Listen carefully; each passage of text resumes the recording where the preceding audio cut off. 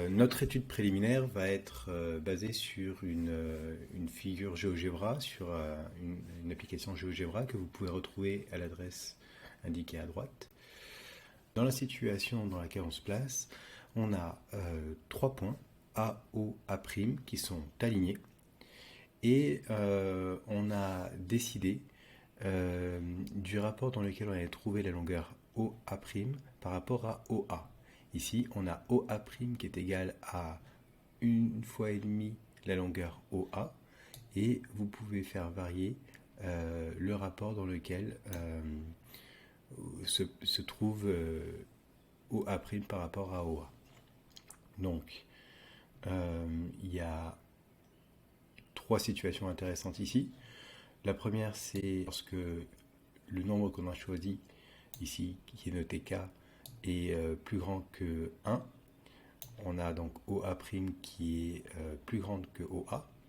On a aussi la situation où le rapport de longueur OA' sur OA est plus petit que 1 et du coup OA' est plus petite que OA. Et enfin, on a le cas particulier où quand K vaut 1, où on a OA' qui est exactement égal à OA, c'est-à-dire qu'on sait qu'on peut appeler ça, on peut décrire la situation en disant que A' est le symétrique de A par rapport à O. Donc ici, on va prendre un égal à 2 et on va construire une nouvelle figure, une nouvelle situation à partir de celle-ci. Donc la première étape étant celle-là, on va ensuite ajouter deux nouveaux points, B et B', avec B, O et B' qui sont alignés. Et puis, on va choisir B' de telle sorte que OB', la longueur OB', soit dans les mêmes rapports par rapport à OB que ceux qui étaient OA' pour OA. C'est-à-dire qu'ici, avec le K qu'on a choisi ici, la valeur choisie pour K, on veut que OB' soit deux fois plus grande que OB, comme OA' était deux fois plus grande que OA. Ici, on peut reconnaître facilement une situation dans laquelle on peut appliquer la réciproque du théorème de Thalès, qui nous dit que la droite AB et la droite A'B' qui sont parallèles, puisque on est ici dans une configuration de papillon avec des rapports qui sont égaux. Maintenant, ce que nous allons faire, c'est placer un troisième point C, puis un point C', de telle sorte que la droite BC soit parallèle à la droite B'C', et puis on va demander à ce que CO et C' soient alignés. Dans cette situation-là, alors, on va pouvoir utiliser le théorème de Thalès dans son sens direct, pour pouvoir affirmer que dans cette situation, on peut affirmer que le rapport OC' sur OC, le rapport de longueur, est exactement égal à celui qui était utilisé précédemment, c'est-à-dire qui est égal à 2. Donc, il y a plusieurs points importants ici. Tout d'abord, cette construction peut être faite pour n'importe quelle valeur de K, compris entre 0 et puis plus infini. La deuxième chose, c'est que cette figure dépend non seulement des points A choisis, du point B choisi et du point C choisi, mais elle dépend de façon primordiale du rapport choisi pour nos longueurs, et puis du point O qui joue ici un rôle central, comme vous le voyez, puisque A', B' et C' sont construits à partir de A, B, C et à partir de notre choix du point O. Au final, on se retrouve avec une nouvelle figure. En partant du triangle ABC, on obtient un nouveau triangle A'B', C'. Cette figure va être dans une configuration particulière. Elle est obtenue en utilisant trois fois l'un des deux théorèmes de Thalès. Et ce que nous allons essayer de faire, c'est d'associer à une figure de départ, ici un simple triangle, mais on pourrait imaginer une figure géométrique bien plus complexe, directement la figure finale, ici A'C', B', en se passant de toutes les étapes intermédiaires que l'on vient de construire, de telle sorte que à chaque figure géométrique donnée à un point de départ, à partir du moment où on s'est fixé un point O ici central et un rapport dans lesquels on va retrouver les longueurs, qui est 2 à 2 associés, alors on obtiendra directement la réponse. Ici, comme on essaie de faire une association entre deux objets, on essaie de définir une fonction. Pour pouvoir définir une fonction qui permettrait de passer du premier triangle ici au deuxième triangle en bas, il faudrait que cette association soit sans ambiguïté. Or, si on revient un tout petit peu en arrière, on voit que dès le départ, en réalité, on avait fait un choix. C'est-à-dire qu'on avait choisi le point A'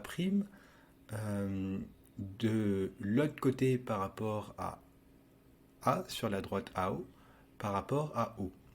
Or, on sait qu'il y avait un deuxième choix possible, c'était de choisir A' sur la demi-droite OA. Et du coup, on voit qu'il y a un autre choix possible pour notre triangle final, pour notre figure finale, c'est celui-ci. Celui-ci, où on a utilisé non pas une configuration du papillon pour notre reconstruction, mais une configuration des triangles emboîtés. Le fait qu'il y ait 2 choix possibles pour notre triangle, pour notre image de notre triangle de départ, pose un grave souci, un grave problème pour la définition de notre fonction. Par une fonction, un élément doit avoir une et une seule image.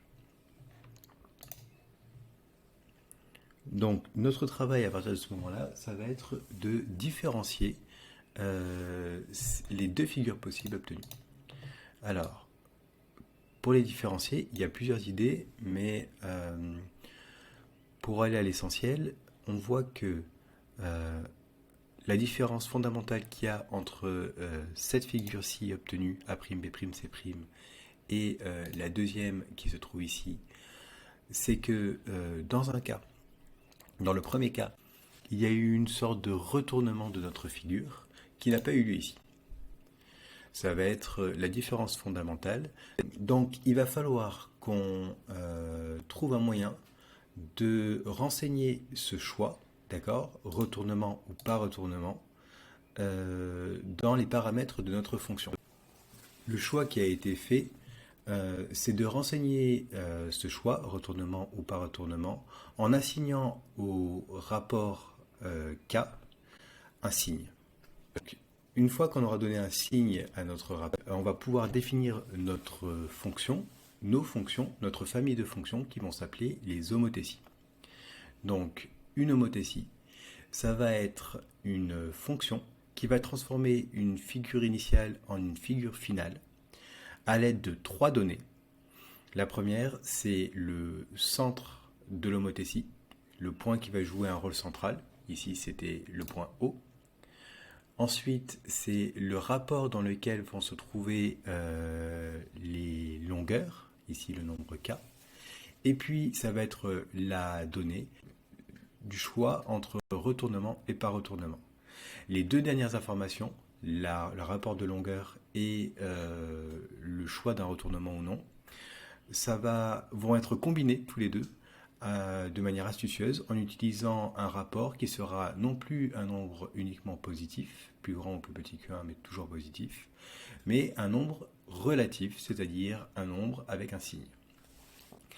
Alors, toute la question qui va nous intéresser à partir de maintenant, c'est quel signe donner au rapport de l'homothétie selon que l'on veut avoir un retournement ou pas. Donc pour ça, on va prendre un rapport de longueur particulier, le 1. Donc A' et B' et C' sont choisis de sorte qu'ils soient à la même distance de haut que A, B et C, et ce dans les deux cas. Mais on voit que si on part sur une configuration de triangle emboîté, donc dans l'autre cas que celui qui a été initialement choisi, alors l'image de notre triangle ABC par notre homothétie de centre O de rapport de longueur k égale à 1 et sans retournement va être exactement le triangle ABC. Les deux triangles ici sont superposés, ce qui veut dire que l'image du premier triangle est exactement lui-même. A contrario, on aurait, dans le cas d'un retournement, deux triangles qui sont en réalité, si vous regardez, symétriques par rapport à O. De manière générale, les deux figures, pas nécessairement des triangles, mais les deux figures seront systématiquement symétriques par rapport à O.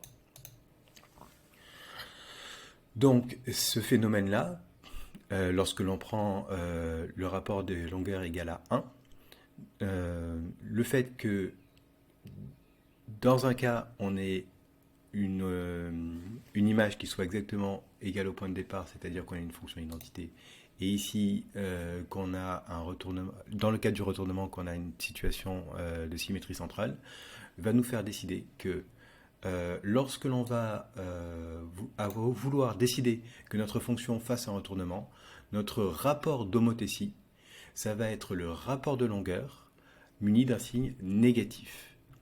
A contrario, lorsque l'on voudra qu'il n'y ait pas de retournement, alors on va décider que le rapport d'homothétie va être exactement égal au rapport de longueur, c'est-à-dire va être un nombre positif. C'est absolument fondamental de comprendre la différence entre rapport de longueur et rapport d'homothétie. Un rapport de longueur est positif, le rapport d'homothétie va être soit négatif, soit positif, selon que l'on ait un retournement de la figure ou pas.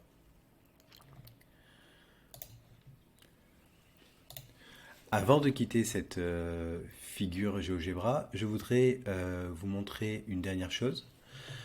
Donc, on a vu que le point O jouait un rôle central ici. On a vu que on avait utilisé les configurations du théorème de Thalès pour passer de notre triangle initial ABC à notre triangle final A' et C'. Ce que je voudrais vous montrer maintenant, c'est qu'est-ce qui se passe si on fait en sorte que l'un des points choisis A, B, C soit exactement le point O.